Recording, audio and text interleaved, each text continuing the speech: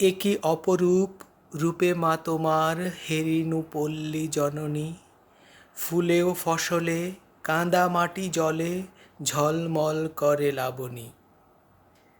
লাবণ্যময়ী সুশোভন প্রকৃতির আকর্ষণ অস্বীকার করার সাধ্য কোনো জীবের পক্ষেই সম্ভব নয়। প্রকৃতি তাঁর অপরূপ রূপলাবণ্য, সৃজনশীল শ্যামলিমা, তপ্ত দাবদাহে কোমল শীতল পরশে মুগ্ধ করে প্রতিটি জীবকে। নমস্কার, মাই ফাদার্স অপটিমাল গার্ডেনিংয়ের আরেকটি ভিডিওতে সকলকে স্বাগত। বাবার বাগানের যে গাছটি আপনাদের সঙ্গে আজ শেয়ার করতে চলেছি সেটি হলো কামরাঙা গাছ। একে স্টার ফ্রুটও বলা হয়। কামরাঙার বৈজ্ঞানিক নাম অ্যাভেরোয়া ক্যারাম্বোলা। কামরাঙা খুবই স্বাস্থ্যকর একটি গাছ। এতে রয়েছে vitamin C, fibre, flavonoid, gallic acid, potassium, magnesium, folate ইত্যাদি অপরিহার্য খাদ্য উপাদান। কামরাঙায় উপস্থিত ভিটামিন সি রোগ প্রতিরোধক ক্ষমতা বৃদ্ধি করে। এর ফাইবার হজম শক্তি স্বাভাবিক করে এবং স্বাস্থ্য বর্ধন করে। কামরাঙায় উপস্থিত ফ্ল্যাভোনয়েড, গ্যালিক অ্যাসিডের মতো অ্যান্টিঅক্সিডেন্ট রোগ প্রতিরোধক ক্ষমতা বৃদ্ধির পাশাপাশি ফ্রি রেডিক্যাল শরীর থেকে বের করতে সাহায্য করে এবং কোষের ক্ষতি প্রতিহত করে। কামরাঙায় উপস্থিত পটাশিয়াম রক্তচাপ নিয়ন্ত্রণে খুবই সহায়ক। অন্যদিকে ফাইবার ও অ্যান্টিঅক্সিডেন্ট হৃদরোগ ও স্ট্রোকের ঝুঁকি কমায়। কামরাঙার ক্যালোরি খুবই কম, ফাইবার ও জলের পরিমাণ বেশি, যা রক্তের শর্করার মাত্রা নিয়ন্ত্রণে সাহায্য করে এবং ডায়াবেটিস রোগীদের উপকারী একটি ফল। কামরাঙা শরীরকে আর্দ্র রাখতে সাহায্য করে। কামরাঙাকে স্টার ফ্রুট বলা হয়, ক্যারাম্বোলাও বলা হয়।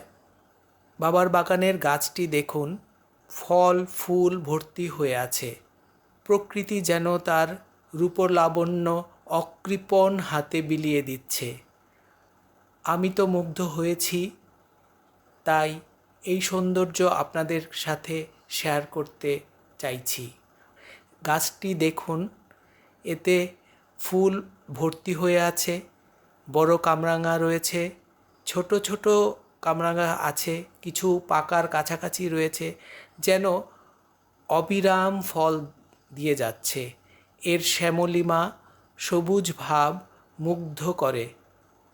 দেখুন, ছোট জায়গায় গাছটা করা হয়েছে, গাছটা খুব বেশি বড় নয়, একটি বস্তায় করা আছে, অথচ এর পরিপূর্ণ বিকাশ সহজেই মানব হৃদয়কে শীতল করে তোলে এবং আনন্দ উৎফুল্ল করে তোলে। এই গাছটি করা হয়েছে খুবই সাধারণভাবে। এই কামরাঙা গাছটি একটি গ্রাফটেড গাছ এবং মিষ্টি প্রজাতির, ফলগুলো খুবই মিষ্টি হয়। গোড়া থেকে লক্ষ্য করুন, ফুল ভর্তি হয়ে গেছে। এর মাটি বেলে দোআঁশ মাটি, এর চাষের জন্যে স্বাভাবিক। এই বস্তাতে যে চাষ করা হয়েছে সেখানে বেলে দোআঁশ মাটি ব্যবহার করা হয়েছে 50 ভাগ, বাকি 40 ভাগ ব্যবহার করা হয়েছে ঝুরঝুরে গোবর সার, যা 1-1.5 বছরের পুরনো। সঙ্গে মেশানো হয়েছে ডিমের খোসা শুকিয়ে গুঁড়ো করা রাখা। সঙ্গে দেওয়া হয়েছে নিম পাতার গুঁড়ো এবং তার সঙ্গে কিছু পাতা পচা সারও দেওয়া হয়েছে। সঙ্গে একটু ছাই মিশিয়ে দেওয়া হয়েছে মাটি তৈরির সময়। তারপর গাছটা লাগানো হয়েছে। যখন গাছটা পাতা ছাড়ে তার আগে সর্ষের খোল পচা জল দেওয়া হয়েছে। এতেই গাছটার সৌন্দর্য দেখুন। একটি পরিবারের যতটা কামরাঙ্গার চাহিদা থাকে, এই ছোট্ট কামরাঙ্গা গাছ থেকে তার থেকে আরও বেশি পাওয়া যায়। তাই আমরা অতি সহজেই টবে বা বস্তায় বা ছোট জায়গায় একটি কামরাঙ্গা গাছ এভাবে করতে পারি। কামরাঙ্গা আম্লিক মাটি পছন্দ করে। মাটির পিএইচ 5.5 থেকে 7.0 মধ্যে থাকলে ভালো হয়, তবে মোটামুটি সব মাটিতেই হয়ে থাকে। কামরাঙা এয়ার লেয়ারিং, গ্রাফটিং বা পাকা ফলের বীজ থেকেও করা যায়, তবে বীজের চারায় ফলন হতে অনেক সময় লাগে এবং ফলের গুণগত মান বজায় থাকে না, তাই এয়ার লেয়ারিং বা গ্রাফটিং করলে বেশি ভালো ফল পাওয়া যায়।